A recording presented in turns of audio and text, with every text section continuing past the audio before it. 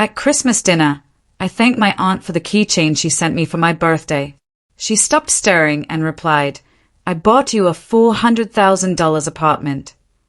Can you imagine thanking your aunt for a small, thoughtful birthday gift, only for her to look at you, dead serious, and say, "I bought you a $400,000 apartment." The keychain was a freebie. The room went silent. My entire family's faces turned white as paper, because in that moment, the elaborate, twisted lie they'd all been living was about to explode. My name is Lydia, and I'm 31. This past Christmas dinner was supposed to be perfect. My stepmother's best china, candles flickering, the scent of her famous honey-glazed ham filling the dining room. Everyone was laughing, passing dishes, playing the perfect family. My dad was carving the turkey with his usual precision. My 19-year-old half-sister, Emma, was scrolling through her phone, even though phones were supposedly banned at dinner. And my stepmother, Linda, was directing traffic like the general she is. And there's me, sitting in the same spot I've occupied for 15 years since Dad remarried, right next to little Aunt Margaret, who flew in from Phoenix as a surprise. I was genuinely happy to see her. She's the only person in this family who's ever treated me like I actually belong. "Aunt Margaret," I said, reaching across the table to squeeze her hand. "Thank you so much for the keychain you sent for my birthday. It's beautiful. I carry it everywhere." I pulled it from my purse. A simple silver chain with a small heart charm. Nothing fancy, but coming from her, it meant everything. The room went quiet. Not the comfortable quiet of people enjoying good food, but the kind of silence that makes your stomach drop. Aunt Margaret's fork hovered halfway to her mouth, her eyes narrowing as she looked around the table. Dad stopped carving mid-slice. Linda's smile froze like it's been painted on. "Keychain." Aunt Margaret's voice was dangerously calm. She sets down her fork with deliberate precision. "Lydia, sweetheart, what keychain?" That's when I realized something was very, very wrong. The way Emma suddenly sat up straight. The way Linda's hand trembled as she reached for her wine glass. The way Dad cleared his throat like he was about to deliver bad news. But I'm getting ahead of myself again. To understand why this moment felt like a bomb going off, you need to know what my family is really like. And trust me, it's not the Norman Rockwell painting they pretend to be. Growing up as the stepdaughter in this house was like being a permanent guest who'd overstayed their welcome. My mom died when I was 7, and Dad remarried Linda 2 years later. Linda brought her own special brand of subtle cruelty disguised as concern for my well-being. While Emma got designer clothes for school shopping, I got carefully selected items from the clearance rack. "We want to teach Lydia the value of money," Linda would explain to relatives, as if frugality was a character-building exercise meant only for me. When Emma wanted a car for her 16th birthday, she got a brand new Honda Civic with a bow on top. When I turned 16, Linda suggested I could borrow her old minivan when it wasn't needed for family errands, which turned out to be approximately never. The pattern was always the same. Emma's needs came first. Emma's wants were necessities, and my requests were luxuries we couldn't afford. When I wanted to take art classes, Dad said we needed to prioritize practical skills. When Emma wanted piano lessons, they hired a private instructor who came to the house twice a week. College was where the inequality became impossible to ignore. I spent my senior year of high school working at a movie theater to save money, wrote dozens of scholarship essays, and chose my state school specifically because I could afford the in-state tuition. Emma, on the other hand, applied to 5 private colleges with application fees that cost more than I made in a week at the theater. But here's the thing that really got to me. They acted like this was normal, like treating their daughters completely differently was just natural family order. When relatives commented on the disparity, Linda would smile sweetly and say, "Each girl has different needs. Lydia is so independent and responsible. Emma needs more guidance." Translation: Lydia can figure it out herself. Emma deserves to be taken care of. The only person who ever called them out on this was Aunt Margaret, my dad's sister. She was the one who sent me graduation gifts, who remembered my birthday every year, who asked about my life like it actually mattered. She never had children of her own, but she treated me like I was precious, which, after growing up in this house, felt revolutionary. When I graduated college with my nursing degree, magna cum laude, and debt-free, thanks to scholarships and working through school, the family celebration consisted of dinner at Applebee's. When Emma graduated high school with a C+ average, they threw a party that cost more than my car. By the time I moved out, I'd learned not to expect much from them. Christmas and birthday gifts were practical items I needed anyway.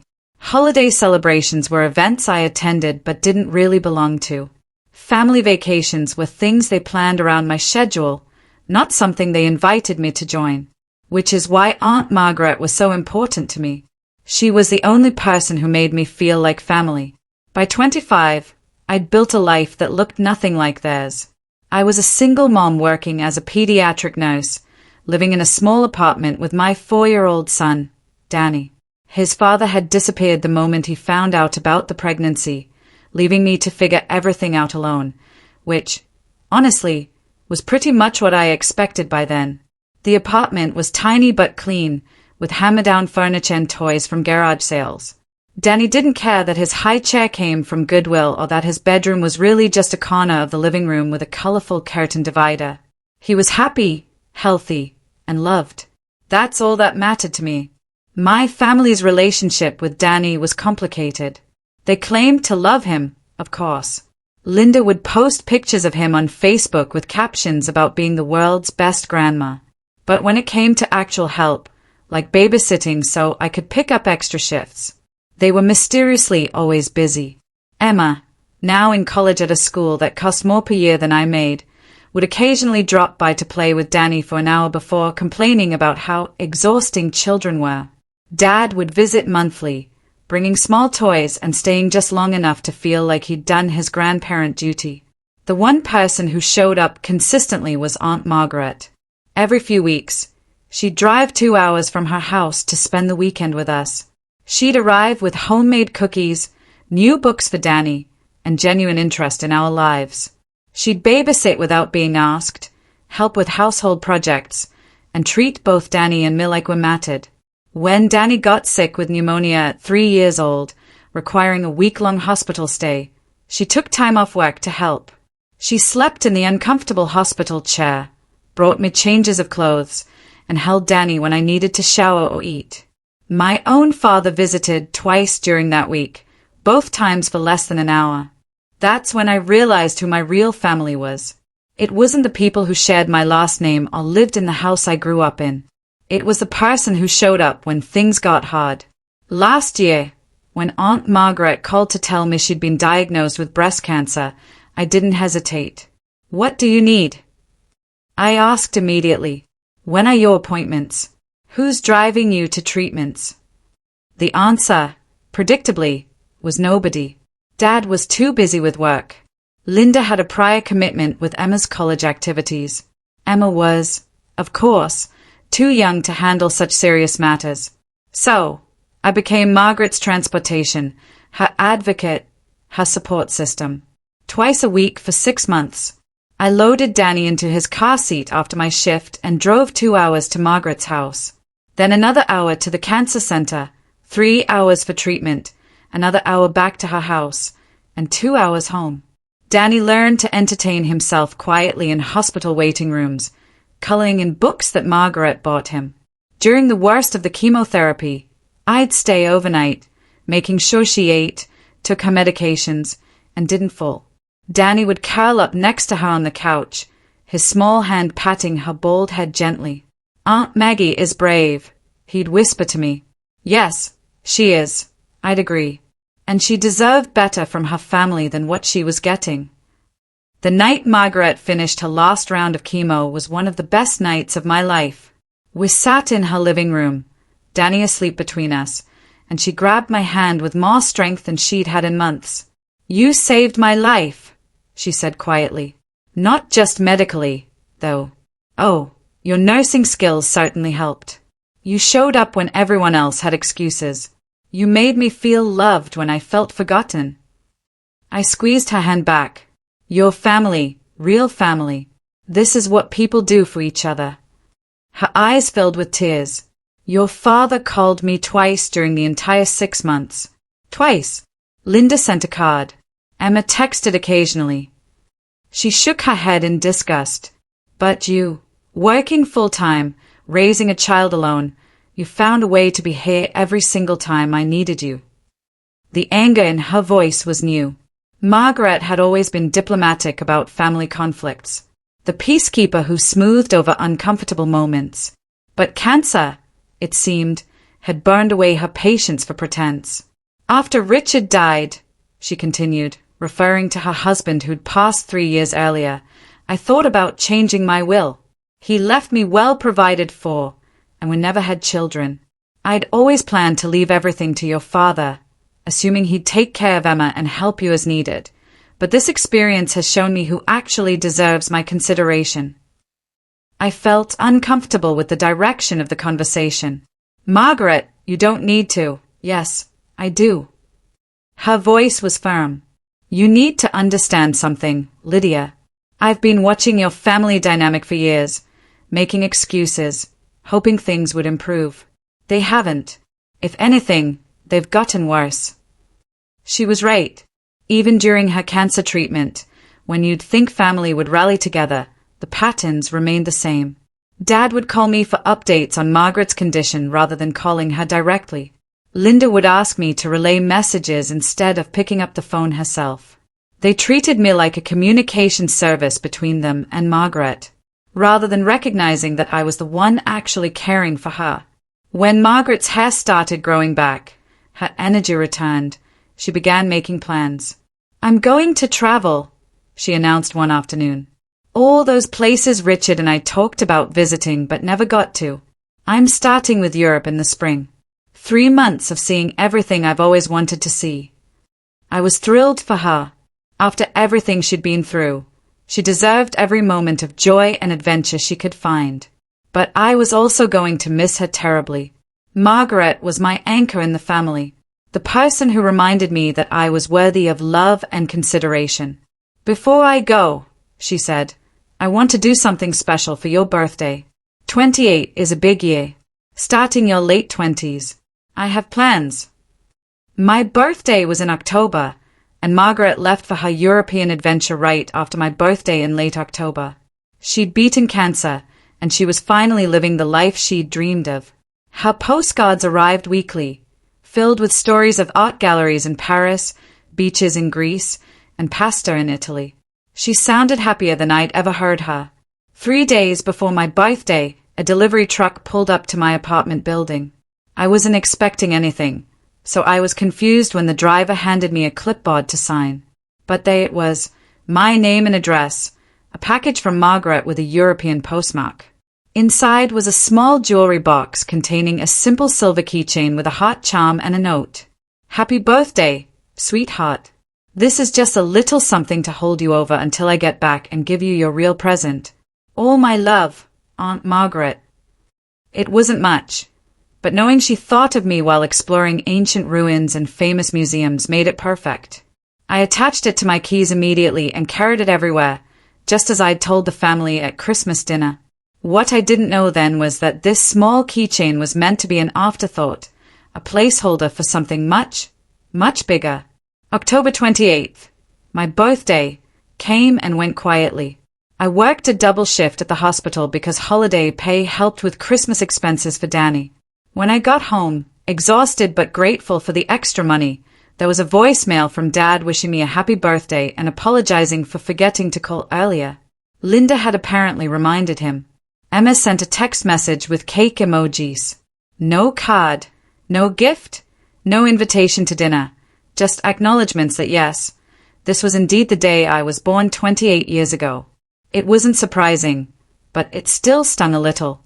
Danny, at 4, had made me a construction paper card at daycare with handprints and the words, I love Mummy, spelled out in glittery letters. His gift was worth more than anything they could have bought me anyway. I called Margaret that evening using the international number she'd given me for emergencies. I got the keychain, I told her, fingering the silver heart. It's beautiful. Thank you for thinking of me on your trip. Oh, sweetheart. Her voice was filled with laughter and something else I couldn't identify. That little thing is nothing. Wait until you see what I really got you. It's going to change your life. I assumed she meant a nice piece of jewelry or maybe something special from one of the countries she was visiting. Margaret was generous, but her gifts were usually thoughtful rather than extravagant. A scarf from Ireland or a cookbook from Italy would have been more than enough to make me happy. November passed quickly. Margaret's postcards kept arriving, showing her adventures in different countries. She sounded energetic and joyful, making up for all the time she'd lost during treatment. In one card, she mentioned that she'd asked Dad to handle something important for her while she was away. Something about my birthday present. I thought that was odd. Margaret usually handled her own affairs, and she'd never involved my father in gift-giving before, but I assumed it was something simple, maybe having flowers delivered or coordinating the shipping of something too large to send internationally. December arrived with the usual pre-holiday chaos. My work schedule intensified as other nurses took vacation time, and I was saving every penny for Danny's Christmas gifts. We'd started our Advent calendar tradition, reading Christmas stories each night and drinking hot chocolate while looking at lights in our neighborhood. During this time, I noticed Emma posting pictures on social media from what looked like a new apartment. The photos showed a beautiful living space with modern furniture, huge windows, and expensive-looking decorations. When I mentioned it to Dad during one of our brief phone calls, he said Emma had gotten a great opportunity to house-sit for someone traveling internationally. Lucky girl, I said, not thinking much about it. Emma always seemed to land in comfortable situations. When she'd needed an internship for college, Linda's friend magically had an opening at her marketing firm. When she needed a summer job, Dad's business partner suddenly needed an assistant. Emma moved through life with invisible hands, smoothing her path. Meanwhile, Danny and I were planning our own humble Christmas. We'd made paper snowflakes for decorations and planned to buy a small tree from the lot down the street. I'd saved enough to buy him the Lego set he'd been wanting and a few smaller gifts. It would be a simple Christmas, but it would be filled with love. The invitation to Christmas dinner at Dad and Linda's house came in mid-December. The same generic phone call I got every year. We're having dinner at 3, Linda informed me. Margaret is flying back as a surprise. She wanted to spend Christmas with family. My heart jumped. I hadn't seen Margaret since before her trip and I'd missed her terribly. The thought of having her at Christmas dinner made the whole event worthwhile. Maybe this year would be different. Maybe with Margaret there, I'd actually feel like part of the family instead of a courtesy invitation. I spent extra money I couldn't really afford on a nice dress for dinner and a small gift for everyone. Danny was excited to see his great-aunt again and to play with whatever new books she'd inevitably brought him from her travels. I had no idea that Margaret's surprise return was about to expose a betrayal that would shatter my understanding of my family forever. Christmas morning dawned cold and bright. Danny woke up at 6, as children do on Christmas, bouncing on my bed with excitement about Santa's visit. We opened our modest pile of presents by the small tree, and his joy over the Lego set made every extra shift I'd worked worth it. Getting ready for dinner at Dad and Linda's house, I felt oddly hopeful. Margaret's postcards over the past 3 months had been filled with stories of self-discovery and adventure. Maybe her new perspective would bring some positive energy to our family dynamic. Maybe this Christmas would be the turning point I'd been hoping for my entire adult life. Danny looked adorable in his little button-down shirt and tiny khakis, clutching the book about dinosaurs that Santa had brought him. "Will Aunt Maggie have presents from far away?" he asked as we drove to the house where I'd grown up. "I'm sure she'll have wonderful stories," I told him. "And maybe something special. But remember, spending time with her is the real gift." The house was decorated exactly as it had been every year since Linda moved in. White lights, silver and gold ornaments, everything coordinated and perfect. Christmas music played softly in the background, and the dining room table was set with Linda's finest china. Emma was already there wearing a new designer dress and shoes that probably cost more than my monthly grocery budget. "Lydia." Dad hugged me warmly. and for a moment, I let myself believe this was genuine family affection. "Danny, my boy, look how you've grown." Linda kissed me near both cheeks, careful not to disturb her makeup. "You look lovely," she said in the tone she used when she was being politely civil. "Emma's been telling us about her new living arrangement. Such a wonderful opportunity." Emma beamed, launching into a detailed description of the apartment she was house-sitting. "It's in the best part of downtown," she gushed. 2 bedrooms, 2 bathrooms, a gourmet kitchen, and floor-to-ceiling windows with an amazing view. The owner left it fully furnished with the most beautiful things. "I feel like I'm living in a magazine." I made appropriate impressed noises while setting Danny up with his coloring books in the living room. Emma had always been lucky with opportunities, and house-sitting a luxury apartment was exactly the kind of thing that fell into her lap regularly. "Speaking of apartments," Dad said, glancing at Linda, "how's your housing situation going? Still renting that place near the hospital?" "It's working out fine," I replied carefully. I'd learned not to mention financial struggles around them. Any admission of difficulty would be met with suggestions for budgeting or lifestyle changes, as if my problems were simply matters of poor planning rather than the reality of single motherhood on a nurse's salary. The doorbell rang at exactly 2:30, and Linda rushed to answer it. "Surprise!" came a familiar voice, and there was Margaret, tanned and radiant, carrying a suitcase and wearing the brightest smile I'd seen on her face in years. "Aunt Maggie." Danny launched himself at her legs, and she scooped him up with enthusiasm that showed how much she'd missed us, too. "My darling boy, you've gotten so tall." She hugged me next, holding me tight. "And my sweet Lydia, I've missed you both so much." She looked incredible. The weight she'd lost during chemo had been replaced with muscle from all the walking she'd done in European cities. Her hair had grown back thicker than before, and her skin glowed with the confidence of someone who'd spent months doing exactly what she wanted. "How was your trip?"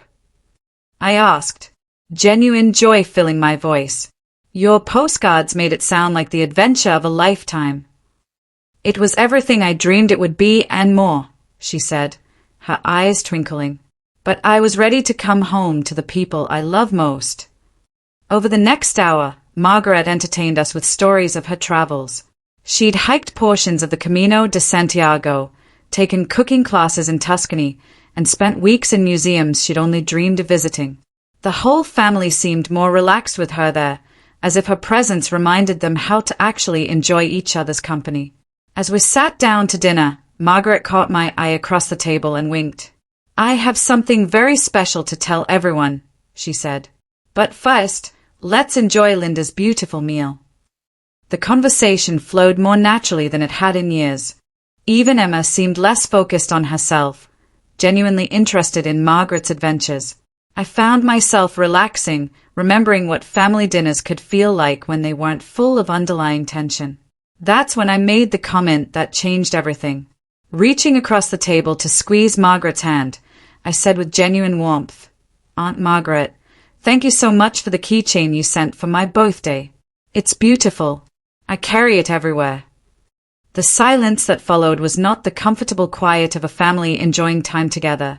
It was the silence that comes before an explosion, heavy with secrets about to be exposed. And Margaret's expression as she slowly set down her fork told me that this Christmas dinner was about to become unforgettable for all the wrong reasons. The silence stretched for what feels like an eternity. Margaret's fork hovers over her plate, her eyes moving slowly from my face to Dad's, then to Linda's, then to Emma's. You know that moment in movies when the music stops and you hear every small sound amplified. The ticking of the grandfather clock, someone's nervous breathing, the soft clink of ice settling in water glasses. "Keychain." Margaret repeats slowly, like she's testing the word. "Lydia, sweetheart, what keychain are you talking about?" I pull it from my purse, holding up the simple silver chain with the small heart charm. "This one. You sent it for my birthday with that sweet note about it being something to hold me over until you got back." Margaret stays at the keychain like it's a snake that might bite her. Then she looks around the table again, and I watch her face change. The warm travel glow expression hardens into something I've never seen before. Pure, cold fury. I didn't send you a keychain, she says quietly. I bought you a $400,000 apartment. The words hit the table like a physical blow. Emma's phone clatters onto her plate. Linda's wine glass slips from her fingers, red wine spreading across the white tablecloth like blood. Dad's face goes through several colors before settling on gray. And me? I just sit there blinking stupidly because surely I misheard. Surely my 70-year-old aunt didn't just say she bought me an apartment worth more than I'll make in 10 years.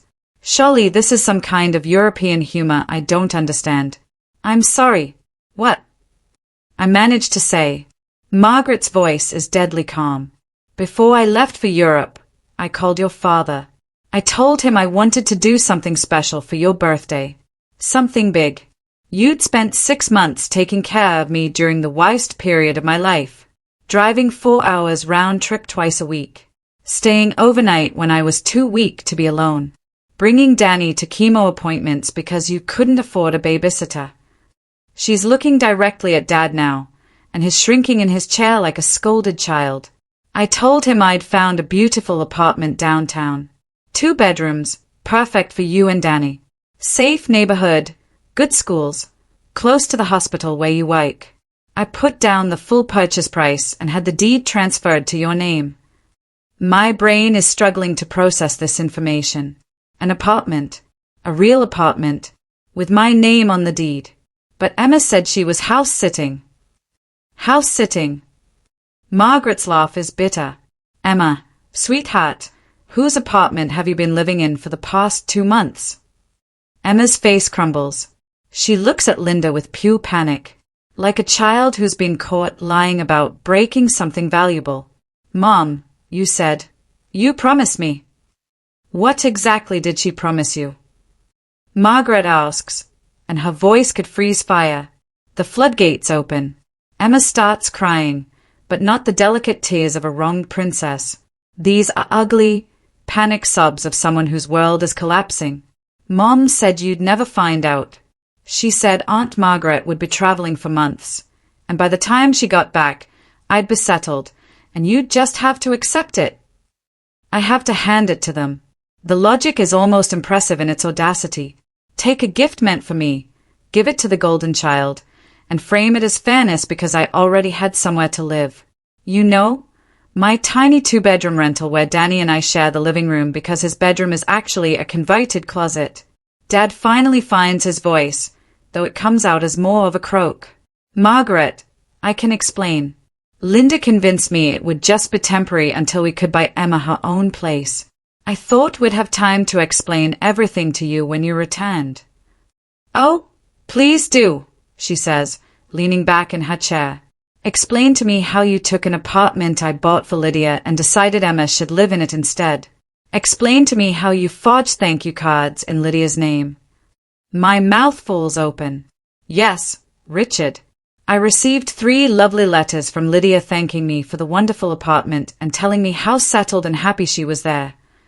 They wrote thank you letters, actually sat down and pretended to be me, expressing gratitude for a gift they stole. The sheer planning involved is breathtaking. We were going to tell her eventually, Linda jumps in, and I almost laugh at how predictable she is.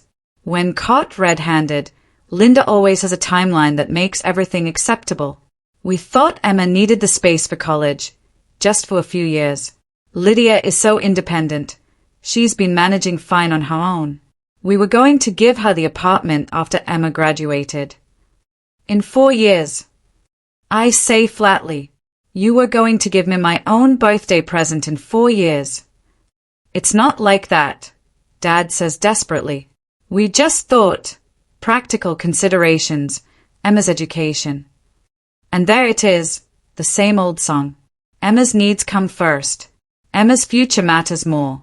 Emma deserves the better option because she's Emma, the golden child who's never had to work for anything, never had to sacrifice, never had to choose between buying groceries and paying rent.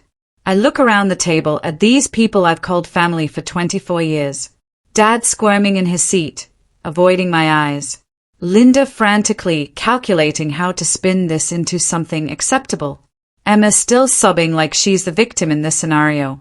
And you know what? For the first time in my adult life, I feel completely calm. Not hurt. Not angry. Just clear. Like someone just handed me glasses after years of trying to see through a dirty window. Margaret stands up slowly, her hands shaking with barely controlled fury. When she speaks, her voice trembles with emotion. So, all three of you knew this apartment belonged to Lydia and decided to steal it anyway? Is that what I'm understanding here? Dad looks genuinely stunned. Margaret, we never meant. I want the keys to that apartment right now. Margaret, please, let's discuss this rationally. Dad starts. She laughs, and it's not a pleasant sound. You want to discuss rationality? Let's talk about how rational it was to steal from your own daughter. Let's talk about how rational it was to lie to me for 2 months. Let's talk about how rational it is for Emma to be living in an apartment that doesn't belong to her. Emma's face crumples with genuine panic. We were supposed to have more time. You weren't supposed to thank her at dinner. Emma, Margaret's voice is ice cold. Your mother lied to you. That apartment was never meant for you. It was purchased specifically for Lydia with her name on the deed. As a thank you for taking care of me when the rest of this family couldn't be bothered. The truth of that hits the table like a physical slap. While I was driving Margaret to chemo appointments, staying overnight when she was too weak to be alone, bringing Danny to waiting rooms because I couldn't afford babysitters. Where was everyone else? Dad was too busy with work. Linda was overwhelmed with Emma's college preparations. Emma was too young for such serious matters. But taking credit for my gift? They had time for that. The keys, Margaret repeats. Now. Linda tries one more deflection. We spent money decorating it. Emma needed furniture, bedding, kitchen supplies. We've invested thousands. Money you spent on stolen property, Margaret cuts her off. Would you like me to call the police and explain the situation? Because I have documentation of the purchase, the deed transfer, and copies of every forged letter you sent in Lydia's name. The threat of police involvement changes everything. Dad's face goes pale, and even Emma stops sniffling. Linda fumbles in her purse and produces a set of keys, placing them on the table like she's surrendering a weapon. Margaret scoops them up and turns to me. Lydia, would you like to see your apartment? Would I like to see my apartment? The apartment I didn't even know existed until 5 minutes ago.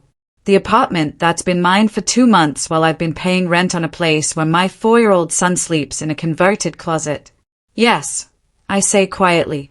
Yes, I think I would. As I stand up to follow Margaret, Emma grabs my arm. Lydia, please, you have to understand. I didn't know it was meant for you specifically. I thought it was just family property, and Mom decided I should use it for college. I look down at her hand on my arm, then at her face. For a moment, I see the little girl who used to follow me around when she was small. Before Linda taught her that we weren't really sisters, just 2 people who happened to live in the same house. Emma, I say gently, did you really not know the apartment was specifically meant for me? Look, we all knew you'd never fight back.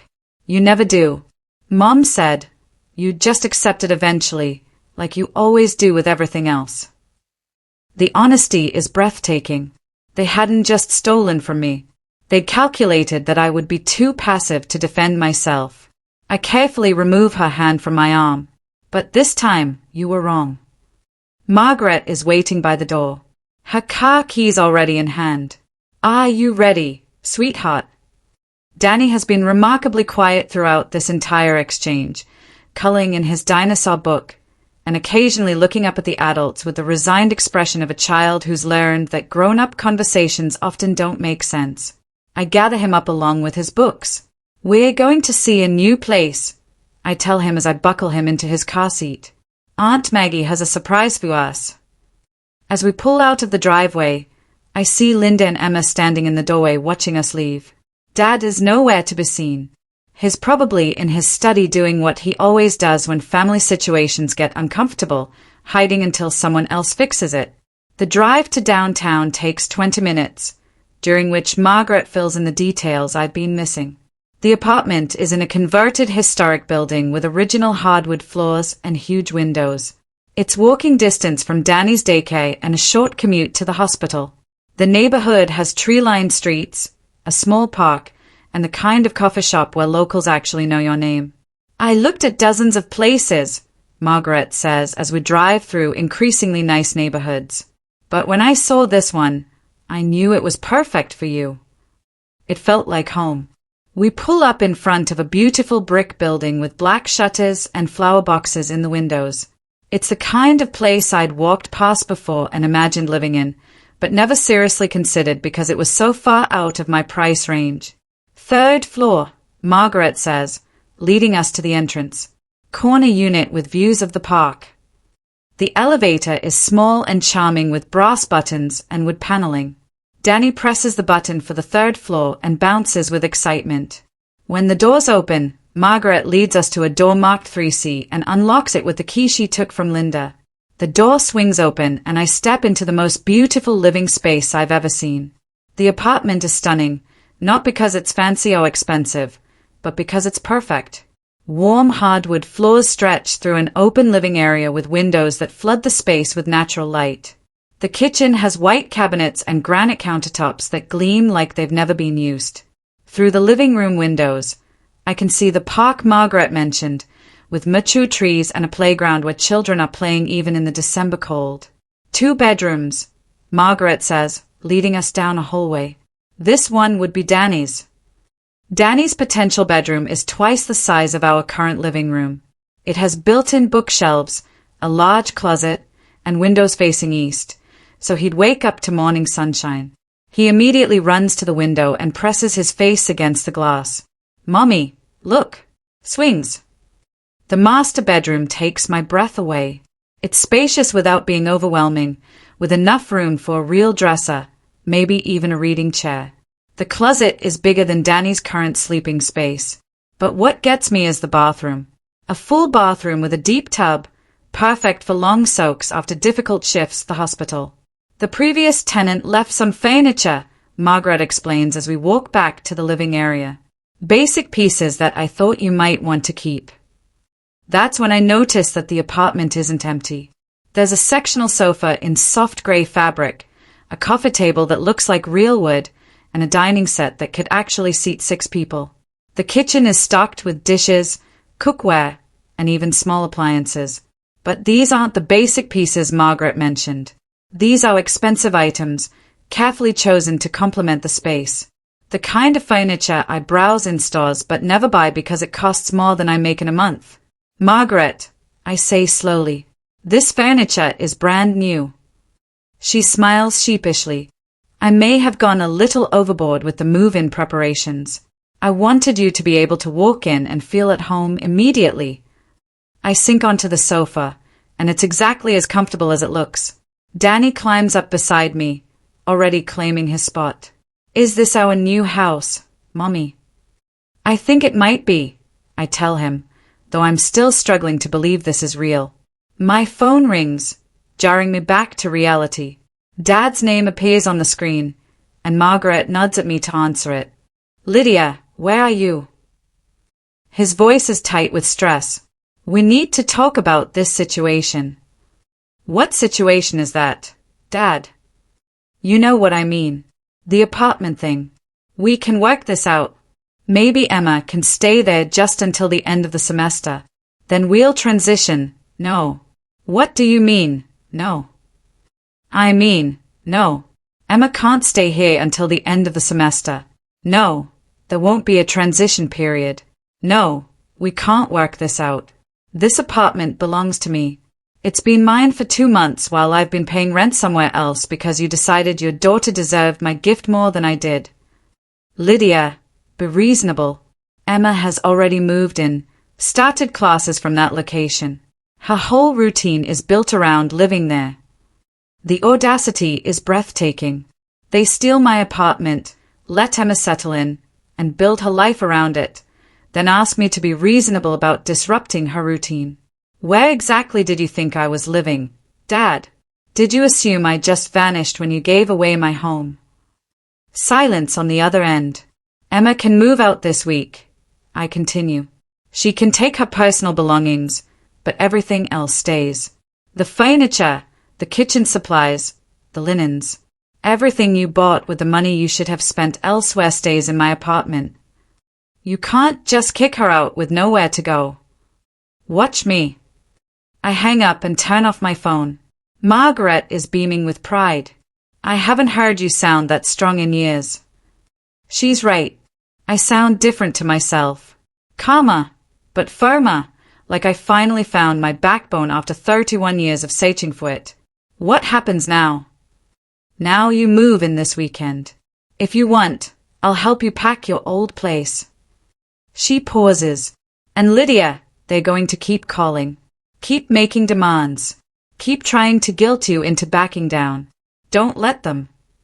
I won't, I say. And I actually believe myself.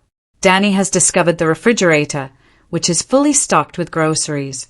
Mommy, there's ice cream in here. Of course, there is.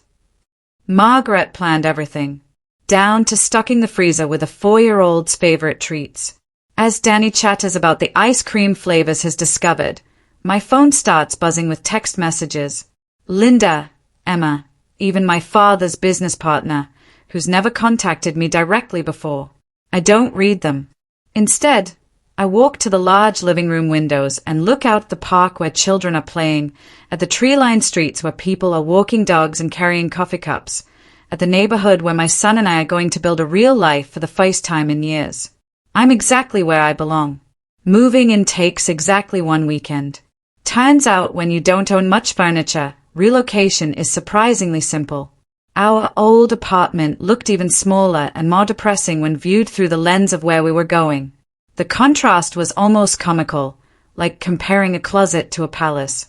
Danny adapted to the change with the resilience that small children possess, treating the move like an adventure rather than an upheaval. He'd run from room to room in the new apartment, claiming spaces and announcing his plans. "This is where my dinosaurs will live," he declared about the built-in shelves in his bedroom. "This is where I'll eat my cereal," he announced about the breakfast bar in the kitchen. Margaret helped with everything from packing boxes to setting up utilities in my name. She thought of details I wouldn't have considered, registering Danny for the school district, finding a pediatric inn in the neighborhood, even locating the nearest grocery store and dry cleaner. "You don't have to do all this," I told her as she organized kitchen cabinets with military precision. "Yes, I do," she replied firmly. "Your family stole 2 months of your life in this place. I'm trying to make up for lost time." The calls from Dad, Linda, and Emma continued relentlessly. Voice messages that progressed from apologetic to demanding to downright hostile. I'd listened to the first few, but they all followed the same pattern. Acknowledgement that mistakes were made, followed by explanations of why Emma's needs should still take priority, ending with accusations that I was being selfish and unreasonable. I stopped listening after the 5th one. On Wednesday evening, a week after we'd moved in, Dad showed up at my door. Not called ahead, not texted to ask if it was convenient, just appeared in my hallway like he had a right to be there. "We need to talk," he said when I opened the door. "No, we don't." I started to close the door, but he put his hand against it. "Lydia, please, 5 minutes." Against my better judgment, I let him in. Danny was already in his pajamas, watching cartoons on the television that came with the apartment. A flat screen larger than our entire kitchen in the old place. "Nice place," Dad said, looking around with the expression of someone trying to calculate square footage and monthly costs. "Really nice. But here's the thing, sweetheart. Emma is struggling." And there it was, the same old playbook. When logical arguments failed, appealed to my emotional guilt about Emma's well-being. I'd heard this song before, though usually it was about her needing help with homework or requiring a ride somewhere or facing some social drama that required the entire family to rearrange their schedules. Struggling how? I asked, genuinely curious about what crisis they'd manufactured this time. She's living in a dorm room the size of a showbox, sharing a bathroom with 20 other girls. The cafeteria food is making her sick. She can't concentrate on her studies because the conditions are so awful. I blinked at him. You mean she's living like a normal college student? It's not the same thing. Why isn't it the same thing, Dad? He fumbled for an answer that wouldn't sound completely hypocritical. She's not used to those conditions. She's never had to live that way before. And whose fault is that? The question came out sharper than I intended, but I wasn't sorry for it. Who made the decision that Emma should never have to experience discomfort or inconvenience? Who created a 20-year-old woman who falls apart when faced with standard college living conditions? We just want what's best for her. What about what's best for me? The words hung in the air between us. When exactly did you want what was best for me, Dad? His face flushed red. That's not fair. We've always cared about your well-being. Really? When I was 16 and needed a car to get to my job, where was your concern for my well-being? When I was working double shifts to pay for college while Emma got her tuition handed to her, where was your concern then? When I was a single mother struggling to pay rent while taking care of your sister during cancer treatments, where exactly was your concern for what was best for me? Those situations were different. How? You've always been more independent, more capable. Emma needs more support. And there it was. The fundamental truth of my family dynamic spoken out loud for the first time.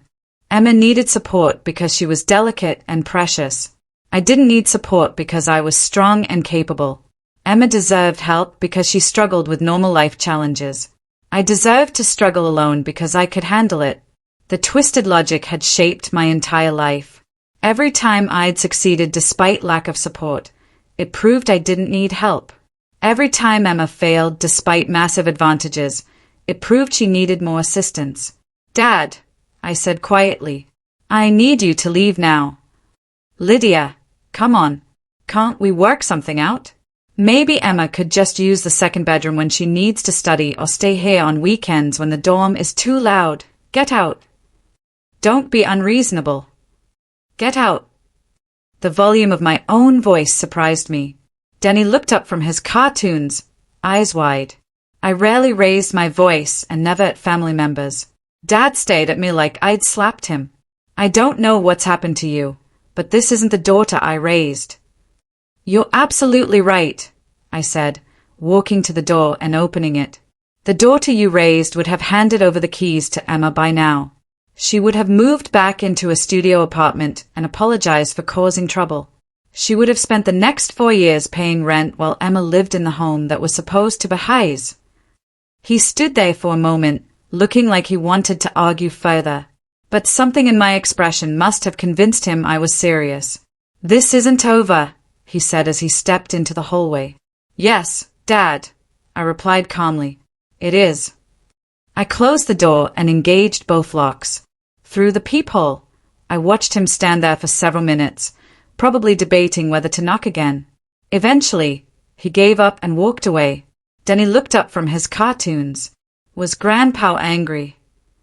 Grandpa was confused, I told him honestly. Sometimes grown-ups get confused when things don't go the way they expected. Are we in trouble? I sat down beside him on our beautiful sectional sofa in our light-filled apartment in the neighborhood where we belonged. No, baby, we're not in trouble. We're exactly where we're supposed to be. The legal transfer of the apartment took place on a Tuesday morning in Margaret's lawyer's office. I'd never owned property before, and the experience of signing documents that made me the official owner of something worth $400,000 felt surreal. Margaret had insisted on making everything legally bulletproof, ensuring that no one could ever again question my right to live there. Congratulations, the lawyer said, handing me a thick folder containing deeds, insurance documents, and maintenance agreements. You're officially a property owner. Property owner. At 31, after years of renting cramped apartments and worrying about lease renewals, I owned a home. Not just any home, but a beautiful one in a neighborhood where children played safely in parks and neighbors knew each other's names. The financial relief was immediate and overwhelming. Without rent payments, my nursing salary stretched to cover not just necessities, but small luxuries I'd never been able to afford. Danny's daycare costs became manageable instead of crushing. I could buy groceries without calculating every item. For the first time in years, I wasn't living paycheck to paycheck. Emma's adjustment to college dormitory life was, according to my sources, not going smoothly. My cousin Sarah, who worked at the university, reported that Emma had been to the housing office multiple times requesting room transfers. She'd complained about noise levels, bathroom cleanliness, and roommate conflicts. The girl, who'd lived in luxury her entire life, was discovering what most college students considered normal living conditions. According to Sarah, Emma had also approached the financial aid office asking about additional housing allowances. When told that her family's income level made her ineligible for need-based assistance, Emma had apparently broken down, crying to the housing counselor. "I was supposed to have my own apartment," she'd sobbed. "This isn't how it was supposed to work out." The irony wasn't lost on me. For 20 years, Emma had been shielded from any discomfort or inconvenience. Now faced with the reality of shared bathrooms and cafeteria food, she was genuinely shocked that money couldn't immediately solve her problems. Meanwhile, my text messages had become increasingly hostile. Emma's friends had apparently convinced her that I was being unreasonable and selfish. Her messages ranged from pleading, "I just need somewhere quiet to study for finals," to accusatory, "You're ruining my college experience because you're jealous," to downright nasty, "Everyone thinks you're a terrible sister." I screenshot the worst ones and saved them in a folder labeled evidence without responding to any of them. Margaret had warned me that Emma would escalate before she accepted the new reality. The escalation came on a Thursday evening when Emma showed up at my apartment building, crying dramatically in the lobby until Mrs. Parker from the first floor let her in. She knocked on my door with a kind of persistent, demanding rhythm that suggested she wouldn't give up easily. "Lydia, I know you're in there. We need to talk." I opened the door but didn't invite her in. Emma looked terrible. Not the carefully styled perfection she usually maintained, but genuinely disheveled. Her hair was unwashed, her clothes wrinkled, and she had dark circles under her eyes. "You have to help me," she said immediately. "I can't live like this anymore. The dorm is horrible. My roommate snores. The bathrooms are disgusting. And I can't concentrate on anything. My grades are suffering." "I'm sorry you're having a difficult time," I said. "Honestly, college dormitories can be challenging to adjust to. You don't understand. I never signed up for this. When I chose this university, I thought I'd be living in the downtown apartment. I planned my whole college experience around having my own space, my own kitchen, my own bathroom." And there it was. Emma genuinely believed she'd been promised something that was never hers to begin with. In her mind, the apartment had always been intended for her use, and my claiming it was somehow theft. "Emma," I said gently, "that apartment was never promised to you. It was my birthday gift from Aunt Margaret. You were living there illegally." "It wasn't illegal. Mom and Dad said I could live there." "Mom and Dad don't own that apartment. They never owned that apartment. They had no right to offer it to you." Her face crumpled into fresh tears. "But what am I supposed to do now?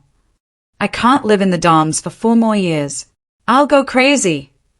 "You'll adapt," I said simply. Millions of students live in dormitories. Most of them survive the experience just fine. Most of them weren't raised like I was. The honesty of that statement was startling. Emma was acknowledging, perhaps for the first time, that she'd been raised with privileges that most people don't have, that she'd been sheltered from normal inconveniences and challenges that other young adults face regularly. "You're right," I agreed. Most students weren't raised to believe they deserve luxury housing as a basic right. Most students work part-time jobs to help pay for college. Most students share bathrooms and eat cafeteria food and study in libraries because their living spaces are too small or too noisy. "Are you saying I should get a job?" The question came out with such genuine confusion that I almost laughed. Hey was a 20-year-old college student asking if she should get a job like it was a completely foreign concept. Emma, how do you think I paid for college? That's different. You always worked. I was focused on my studies. What's your GPA? I asked. She looked uncomfortable. It's not about grades. It's about the full college experience, social development, networking opportunities. In other words, she'd been coasting academically while living in an apartment she didn't deserve, funded by money that should have gone elsewhere. The full college experience she was worried about losing was actually the life she'd stolen from me. I'm not going to help you, Emma, I said. Finally, you have housing. You have meal plans. You have everything you need to succeed in college if you choose to apply yourself. What about what Dad said about working something out where I could stay here sometimes? Dad doesn't make decisions about my home. Fine, she snapped, the tears drying up as anger took over. Keep your precious apartment, but don't expect me to forgive you for this. Don't expect me to ever speak to you again after college. I don't, I said honestly. I don't expect anything from you anymore, Emma. And that's actually quite liberating. I closed the door gently but firmly, leaving her standing in the hallway. Through the peephole, I watched her pound on the door a few more times before giving up and leaving. Later that evening, Dad called. His voice was tighter and more frustrated than I'd ever heard it. Emma came home crying tonight. She says you were cruel to her. I was honest with her. She's just a kid, Lydia. She's struggling with a major life change. She's 20 years old, Dad.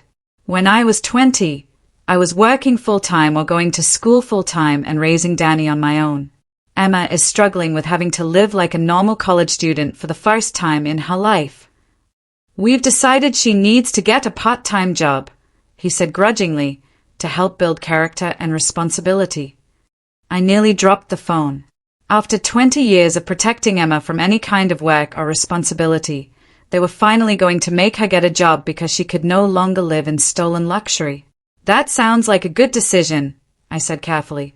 But she shouldn't have to work while living in substandard conditions. If she could just use the apartment on weekends. Dad, stop. What? Stop trying to negotiate. Stop trying to find compromises.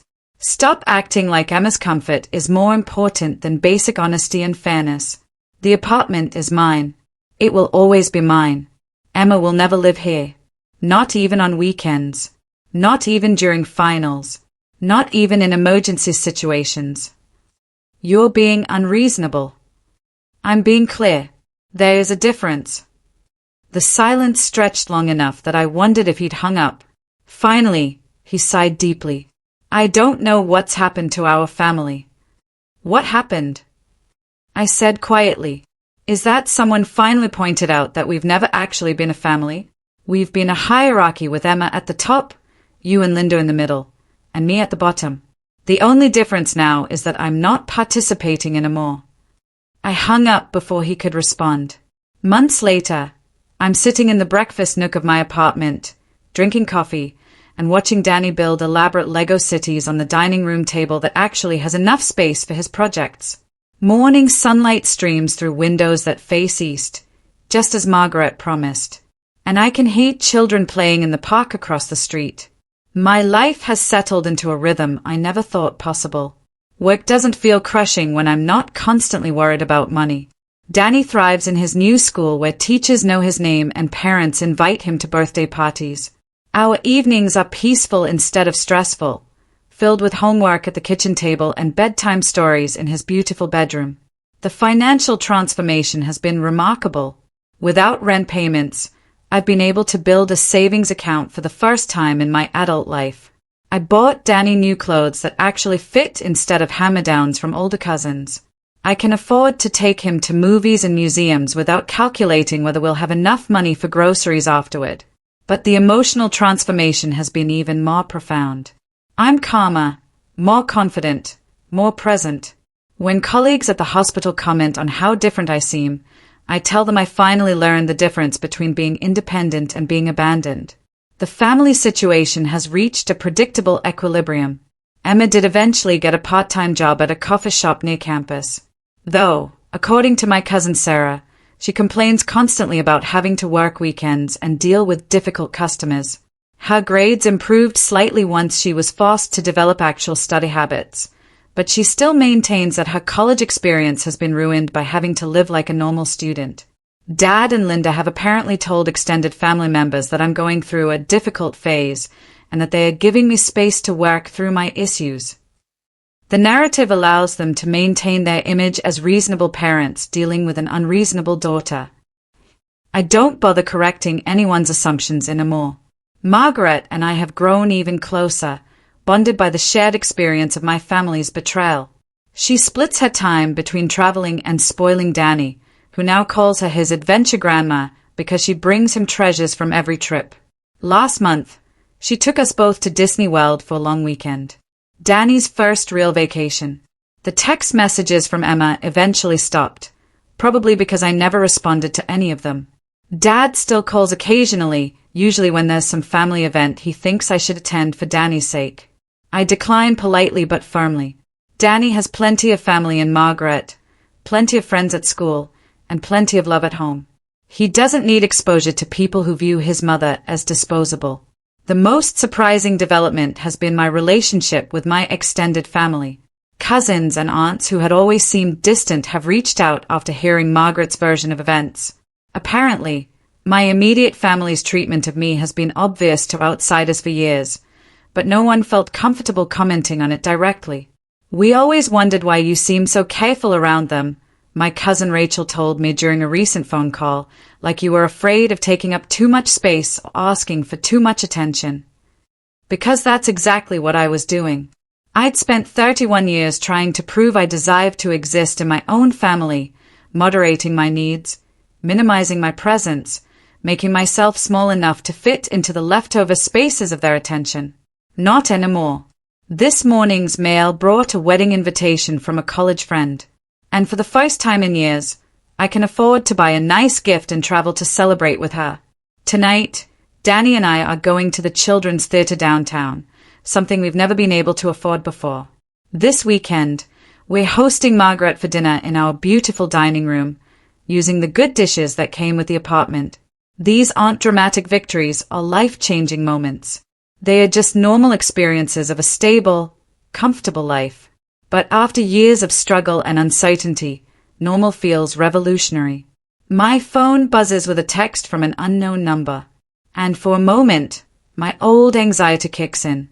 But it's not Emma or Dad or Linda with another demand or guilt trip. It's a colleague from work asking if I want to join a group of nurses going out for dinner next week. Yes, I text back immediately. I'd love to join you. I can afford dinner out with friends now. I have reliable babysitting because Mrs. Parker downstairs adores Danny and enjoys earning extra money watching him occasionally. I have the emotional energy for social relationships because I'm not constantly managing family drama or financial stress. Looking back, I realized that what happened at Christmas dinner wasn't really about the apartment.